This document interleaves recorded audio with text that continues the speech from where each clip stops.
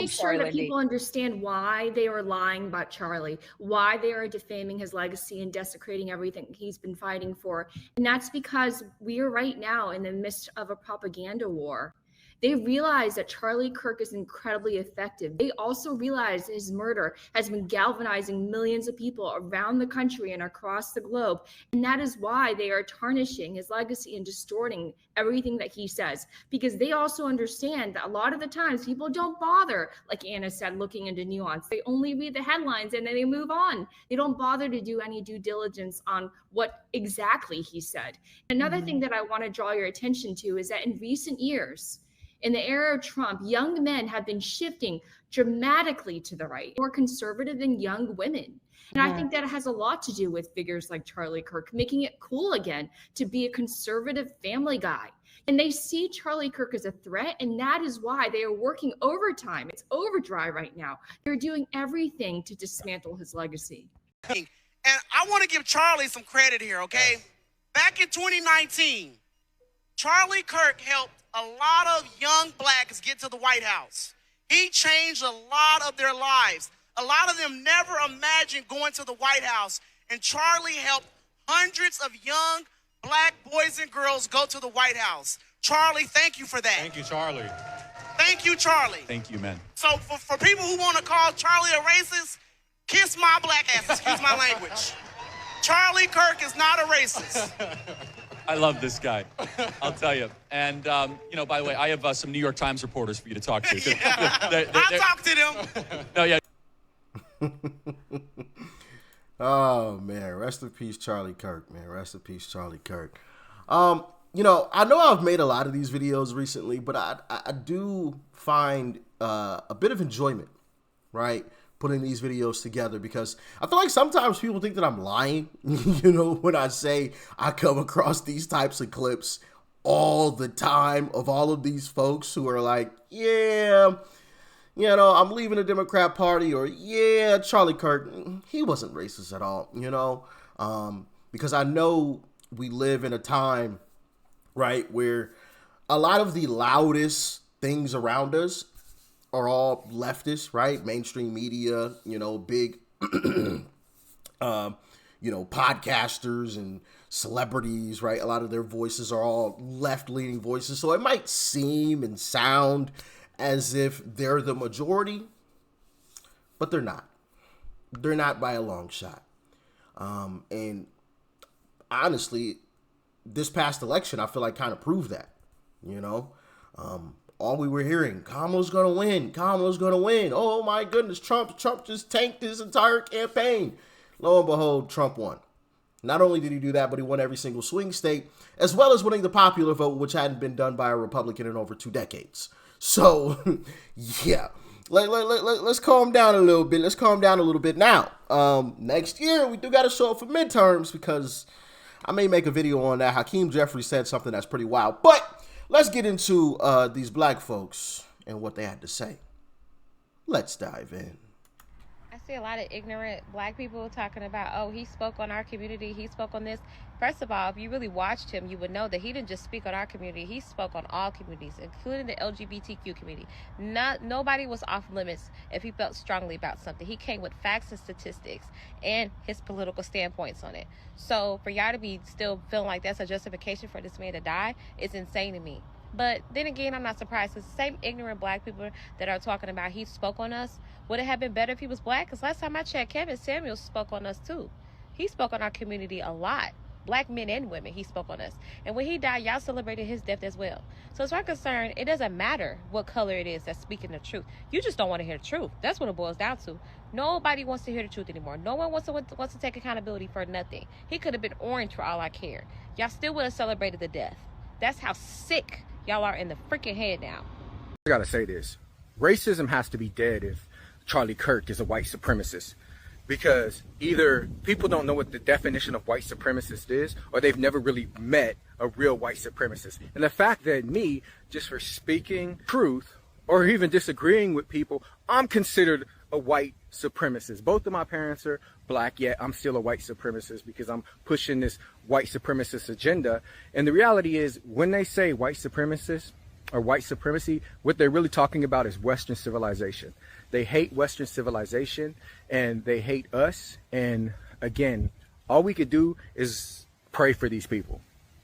We cannot change their minds. That's going to have to be an act of God. And at the end of the day, it's always going to be Christ over culture, Christ over color, Christ over everything. With the body of evidence from Charlie Kirk that he's not a racist, if they've looked at all of that and they still come to that conclusion, there is nothing you can do or say that will change their mind. And I once heard someone say, a man convinced against his will is of the same opinion still. So there is no convincing people who their entire outlook on life revolves around their skin color. This is the turning point in America. Charlie Kirk, I can promise you one thing. Your death will not be forgotten. I am seeing so many people saying Charlie Kirk is racist. And I'm here to say as a black man that I do not believe that for 1 second. All it takes to debunk the statements that people make is to ignore the very small quote that they put up and then watch the entire video in its full entire context. That's all it takes. To say that Charlie Kirk was racist when he was hosting one of the largest black leadership summits in the US, to me is just diabolical. He would often refer to Candace Owens as being his best friend. Some people might watch this and think that I've been some big fan of Charlie Kirk for years. That's not the case. No, see, the reason why I'm now going to be driving around with this decal that says that this is the turning point is because I just watched an American man get assassinated for practicing free speech in a public event. When I watched that video, I was sick to my stomach. And honestly, I felt scared. I felt fear.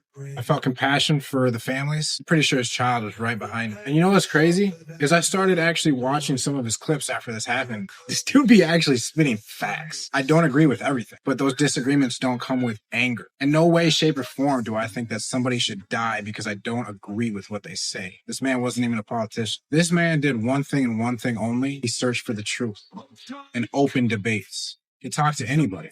If anybody's been following my page for some time, you know for a fact I'm not a political person. But when I saw that happen on 9/10/25, I immediately knew I had to say something. So for all the people that are saying that Charlie is some racist human being, I strongly urge you to please go watch all of his clips in full context. So everybody that has done their research and knows that Charlie Kirk was not some evil human being, now more than ever, this is the moment that we all need to come together and start this movement. This is the turning point. Rest in peace, Charlie. Today I am wearing my truth really upset most people. Because this is why they murdered, assassinated Charlie Kirk. Because he was speaking truth. Everything he said was true. And they couldn't handle it. They could not handle the truth.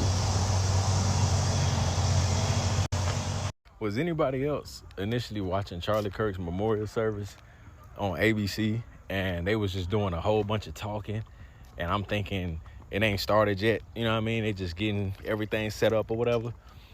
And then I go to Charlie Kirk's YouTube channel and they're in an entire praise and worship segment. Like, whole time it's going on. Like, whole time praise and worship is going on. Big old arena, everybody praising Jesus. But ABC ain't got it on at all. ABC is doing their own segment, talking about God knows what. Whole time they praising Jesus, and it makes sense, of course. Of course y'all weren't airing that. Of course. Praise and worship going on, exactly what Charlie Kirk wanted. 100,000 people coming together to celebrate Jesus. And of course, ABC is talking about everything else but what's going on. I had no idea it was on. I'm sitting there waiting. Somebody had to tell me, nah, bro, like a concert is going on right now. Like, they praise and worship right now. That's crazy. Before Charlie Kirk got assassinated, I would tell people, like, I'm center right. I'm center right. And now after he got assassinated, I'm like, I'm conservative. Yes, sir. Yes, sir. Charlie Kirk, still inspiring people. Still inspiring people even after his passing. As you just saw there at the very end, to speak loudly and proudly and be bold and pronounce, I'm just fully conservative. Fully conservative. It's a beautiful thing, man. It's a beautiful thing. Rest in peace to Charlie Kirk. Rest in peace to Charlie Kirk. The Democrats, man, they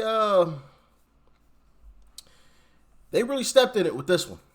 Really stepped in it with this one. I didn't see them winning the midterms before, but I really don't see them winning now. If you wanted to galvanize a group of individuals, well, that was one hell of a way to do it. You know, that was one hell of a way to do it. You were better off just letting us sleepwalk our way through the midterms, right? They would have had a better shot. We got Uncle Trump in office. We got the House. We got the Senate, you know, even though we got some rhinos, you know, that we still got to get out. They were better off just letting us sleepwalk. I feel like a lot of folks on the right probably wouldn't have showed up in the midterms. But now, if you thought a lot of people showed up for the election in 2024, I think you're going to get even a lot more people that are going to show up in the midterms. My prediction, now this is an early prediction. I think next year's midterms is going to break records in terms of the number of people that actually show up and vote. I think that next year's midterms is going to break a record. That's just my early prediction. Y'all let me know how you feeling about it in the comments. Y'all stay safe out there. Peace and love. I'm out.